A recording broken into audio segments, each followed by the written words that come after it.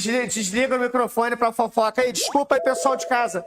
A gente não falou nada muito sério, não. Fiquem tranquilos. Vocês não perderam nada, não. Tá? Então, olha só, gente. No inciso 3, né? A gente vê aí... Ah, não. Isso aqui a gente já falou também. Nós falamos ontem. Inciso 7º. Sistema de acompanhamento e controle. Parâmetros de parcelamento, uso e ocupação do solo de modo a promover a diversidade de usos e contribuir para a geração de emprego e renda. O que a gente vai perceber aqui até o parágrafo único? A gente vai perceber o seguinte, algumas indicações do plano em relação não só ao poder público, mas também à sociedade civil. Artigo 277. Achou? Não, tranquilo que é isso. Não se reprima, né? Até o parágrafo único, a gente vai perceber o quê? Alguns indicativos do plano diretor fatiado na lei orgânica, porque o plano é um pouco maior. Não é tão maior também não, mas é um pouco maior. Ele é um pouco mais específico. Tem na internet, se vocês tiverem maiores interesses, se for da área de vocês, inclusive. Tanto do poder público, quanto da sociedade civil, quanto do indivíduo, de perceber o que deve ser feito para a organização e controle geoespacial da cidade, né? Por exemplo, quando a gente pega aqui o inciso 9, ó, mapeamento contendo as áreas suscetíveis à ocorrência de deslizamentos de grande impacto, inundações bruscas ou processos geológicos ou hidrológicos correlatos. Isso aqui não estava em 2006, foi depois da tragédia, foi depois de 2011. Isso significa o seguinte, que aquela lei anterior, né? A lei anterior não, o plano diretor original, que depois ele vai sendo revisado de 10 em 10 anos, ele não tem como prever determinadas coisas, né? Mas depois da coisa ter acontecido, você já pode criar um mecanismo legal para remediar, prevenir, né? Entrar num processo preventivo em torno daquilo. Então, ó, mapeamento contendo áreas suscetíveis. Em 2014, longe de mim tentar fazer qualquer tipo de proselitismo político, mas a revisão ela foi boa no seguinte sentido. Tem até uma página específica sobre isso, com fotos, né? Porque aí é que tá. Também o governo na época, né, não falando mal ou não falando bem, teve auxílio. Porque como o Friburgo estava no centro de uma tragédia absurda, né, um troço que ganhou uma dimensão gigantesca, teve a intervenção até do Google, né? Até o Google, no processo de mapeamento da cidade, né, ajudou. Tanto que na época eu lembro, né, que a minha companheira tinha perdido a casa dela na tragédia, e aí a gente observava no Google Earth, né, e também no Street View, eles deixaram as duas versões. A versão atualizada, né, com a tragédia, né, ocasionada, com aquilo tudo destruído, e a versão anterior também, para saber como era antes e o depois, né? Porque o automático é revisado o Street View, a versão anterior ela é apagada. Porque, pô, o servidor de manutenção do Google é uma cidade, né? Não é um computador, não é um CPU, né? É uma cidade funcionando para manter o Google, né, rodando, tá? Então esse mapeamento foi fazer parte do plano diretor em 2014 por conta da tragédia de 2011. Planejamento de ações de intervenção preventiva e realocação da população de áreas de risco de desastre. Mesma coisa. Um ponto que também só foi suscitado posteriormente, né? Ainda que tenhamos problemas em torno disso. O que parte um pouco da educação da própria população, né? A população é meio mal educada em relação a isso. Vai fazer um treinamento, não leva a sério, assim... Eu sei que a vida da gente é meio problemática.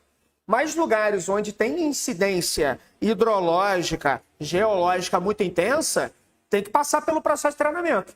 E leva a sério, né? Então, por exemplo, a Havaí com relação a vulcões, né? Tsunami no Pacífico, lá desde pequenininha, criancinha, ela já sabe exatamente para onde ela tem que ir. Sim, por conta de terremoto. Exato, né? Então, lá na Suíça, por conta de... Não, eminência nuclear. Né? Eles fazem... eles temem. Medo tem. Como todos... Não, Suíça. Apesar da Suíça ela não ter... Não importa. Isso é uma política dos caras de prevenção. Então, lá a maior parte das casas tem abrigo subterrâneo para ameaça nuclear. E nego faz treinamento direto. Furacão, tornado, exato. Então, aqui na nossa cidade, que tem essa incidência, né, de tragédia climática, pô, a gente dá uma cagada nisso de maneira bem problemática. Inciso 11. Obras de contenção e drenagem urbana necessárias à prevenção e mitigação de impactos de desastres. Isso aqui passa exatamente pela ocupação do espaço, né? Que é nego trepar em morro. Foi aquele ponto que eu tinha falado em uma dessas aulas sobre o Bumba, né? O Bumba é uma coisa assim, fora do normal, exatamente. Uma coisa ruim, perversa, que o poder público já deveria atuar, garantindo habitação digna para a pessoa num lugar onde haja aparelhos públicos, né, decentes para atender aquela população. Já é ruim não fazer isso. Olhar o morro, deixar as pessoas ocuparem e pronto, acabou. Ou fazer uma campanha de regularização fundiária e cobrar o IPTU ao invés de tirar a pessoa dali, que é o que muitas prefeituras fazem, né? Ao invés de exatamente criar mecanismos de habitação, né? É problemático isso também. Demais, pô. Não, e isso, cara, é o segredo do custo. Porque é mais... Não, na área rural, com certeza. Na área rural, eu acredito que seja ainda pior. Porque conforme na área rural você tem muitos produtores, né? E aí são produtores que às vezes fazem compra de licença, né? Para usar um determinado material. Um conhecido meu, nem é de Friburgo, diga-se. Não é mesmo. Sempre tem um conhecido, né? Que ele trabalha com abertura de espaço para fazer estrutura de casa, né? Já falou comigo por diversas vezes. Oi, né? Né? Local, claro, que eu não vou ser maluco de falar que foi daqui, porque também não foi. Conseguiu gerar licença para ele, em área que não poderia fazer construção, né? E ali abriu-se uma fábrica. Né? Então, zona rural, inclusive. Porque era um espaço aberto, descampado, coisa que você não consegue na cidade. Né? Então, assim, é o poder desses indivíduos, que não são pobres, né? Estão longe de ser, inclusive. Inciso 12. Diretrizes para a regularização fundiária de assentamentos urbanos e rurais. Voltando ao que eu falei na aula da segunda-feira. O que seria, então, essa regularização fundiária? É uma forma que a prefeitura tem de mapear e registrar e, obviamente, em algum momento, taxar novas áreas. Áreas por ela desconhecidas em algum momento. Tá? Isso que significa regularizar áreas, isso. Regularização fundiária. Fundiária vem de fundos, vem de espaço. Né? Irregulares, se houver observadas as legislações federal e estadual pertinentes e previsão de áreas de habitação de interesse local por meio de demarcação, né, vai fazer essa regularização. Se não houver, não faz. Até porque nem todo espaço é para ter gente. O nosso grande dilema é esse. Né? 13. Identificação e diretrizes para a preservação e ocupação de áreas verdes municipais, quando for o caso, com vistas à redução de hipermeabilização da cidade. O que significa isso aqui? Significa o seguinte: a área verde não significa, não entrando em contradição com o que eu acabei de falar. A área verde, em algum momento, a sua ocupação, ela é salutar. Por quê? Porque ela garante, dependendo, obviamente, do processo de ocupação, a sua própria preservação, né? Então, o que já existe, gente, fica mais complicado de você dinamitar aquele espaço. E a hipermeabilização vem a ser o seguinte: a destruição dessa área verde abrindo rua, botando asfalto, e isso tira a capacidade de reprodução de uma coisa que é fundamental para a nossa vida. Ela vai beber agora água, né? Exatamente. Então, se você inicia o processo de hipermeabilização do solo, você detona com ele, né? Você detona com a atmosfera.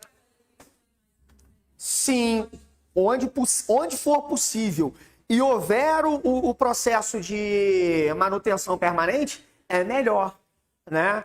Porque ele filtra, ele passa por um processo de filtragem, né? Tem gente que você fala isso, nossa, você é um advogado do passado.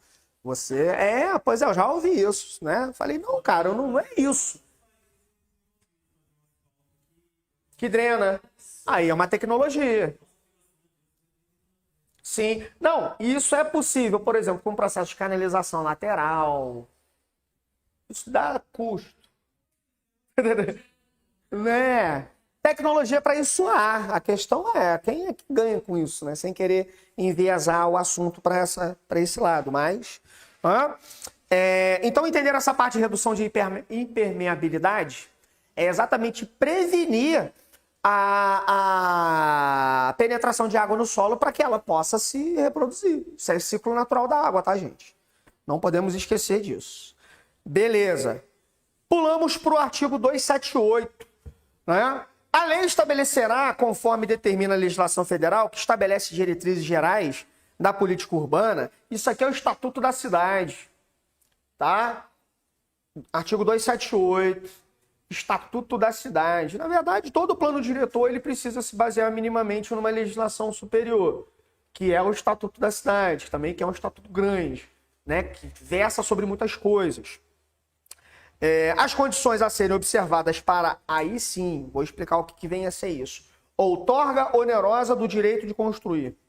E de alteração de uso determinando, aí vem os incisos, né? A outorga onerosa do direito de construir é o seguinte, gente. Se existe regra para levantar prédio, por exemplo, né?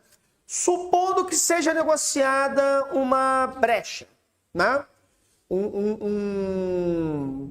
Sei lá, algum mecanismo que foi encontrado ali para que se faça, por exemplo, mais um andar num determinado prédio, tá? Vai poder.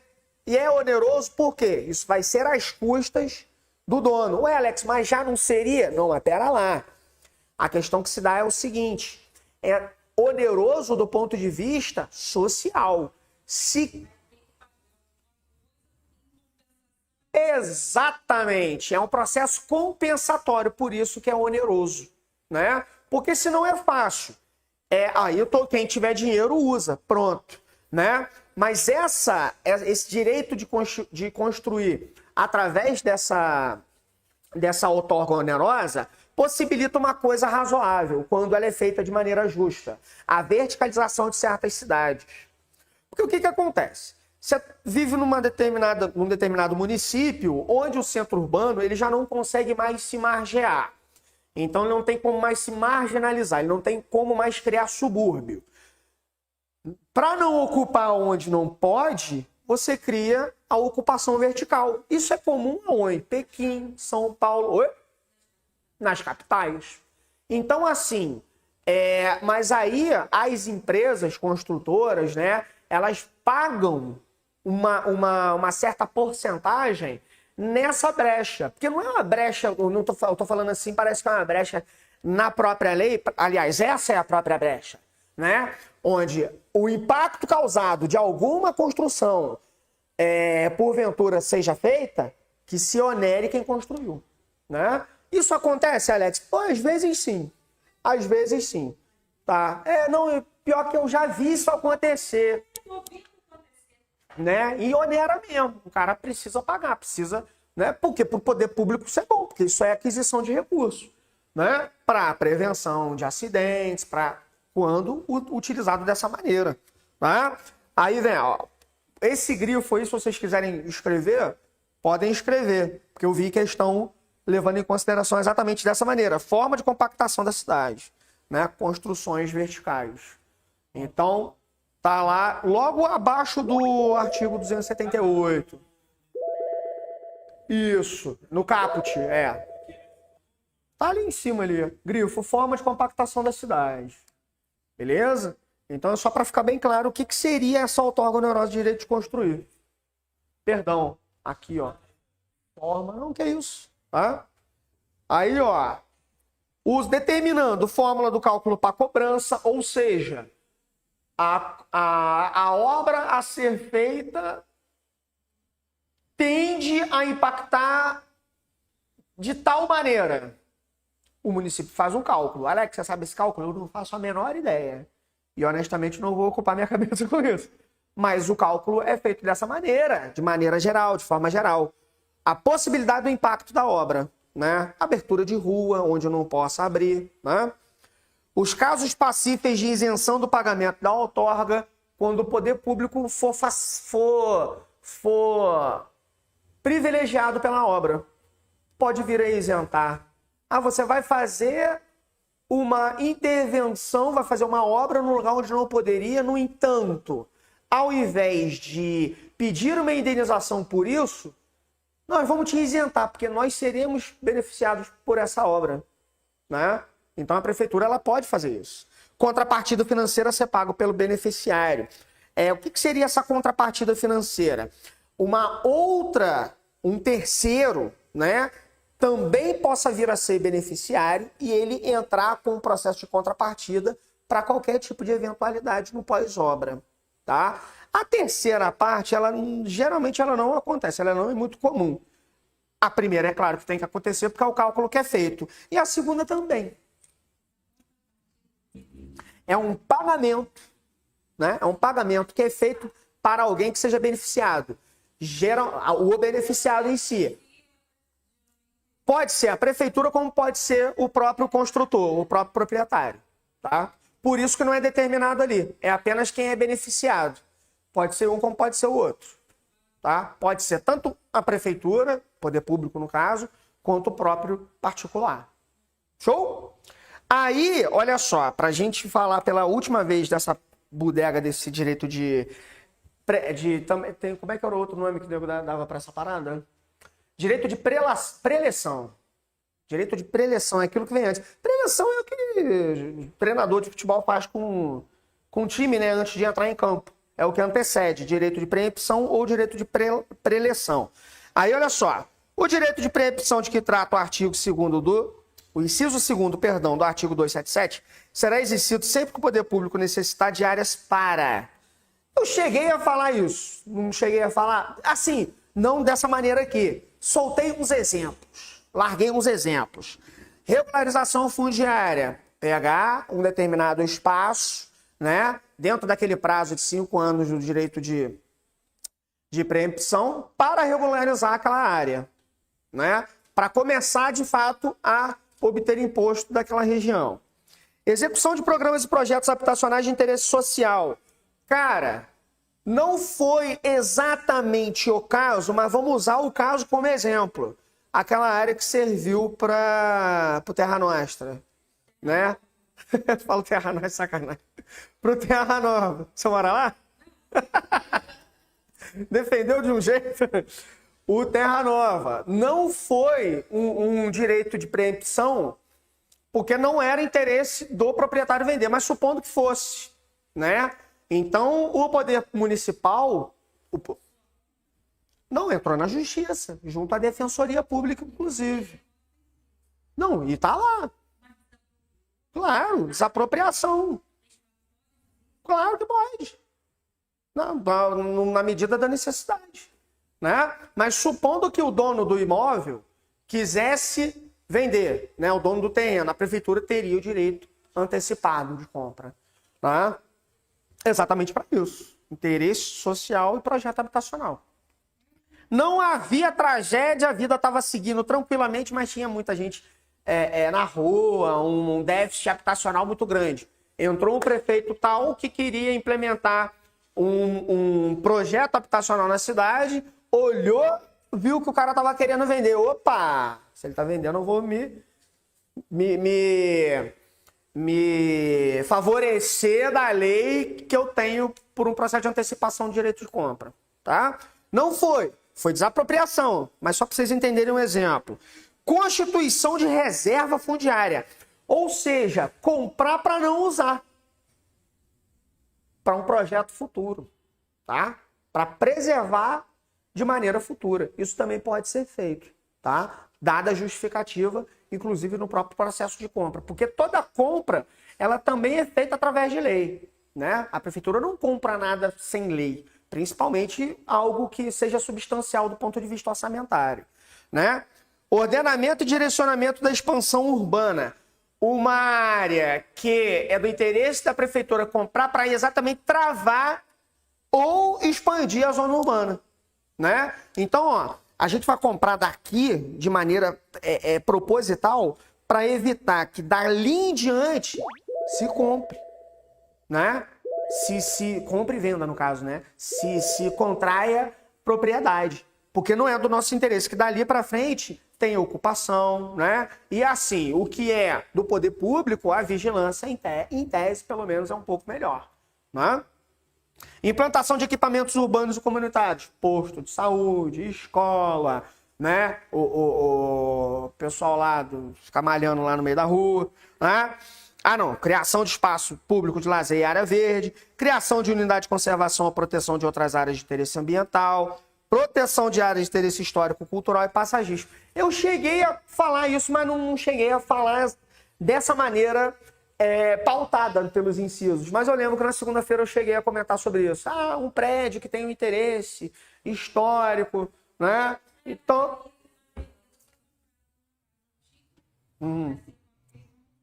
Ah, é? A gente estava falando do... Você está falando da Vila Amélia? Então, que outro lugar é esse?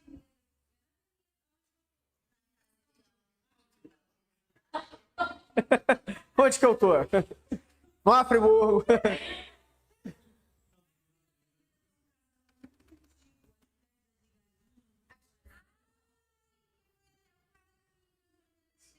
Não, é o Galdino. A gente estava falando disso.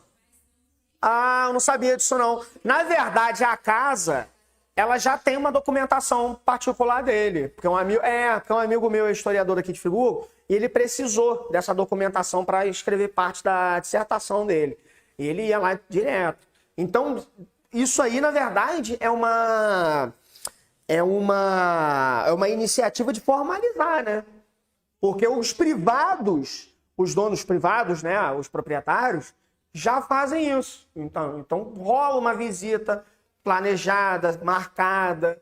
Só que por ser privado é quando os caras querem, né? Quer. E aí, curtiu essa aula? Então faz o seguinte, deixa agora mesmo o seu like para fazer com que esse vídeo chegue ainda mais longe e ajude ainda mais pessoas. Inscreva-se no canal e ative o sininho. Aproveite também para poder deixar o seu comentário aqui embaixo. Se tiver alguma dúvida, pode deixar também, que a gente vai estar acompanhando tudo. Valeu?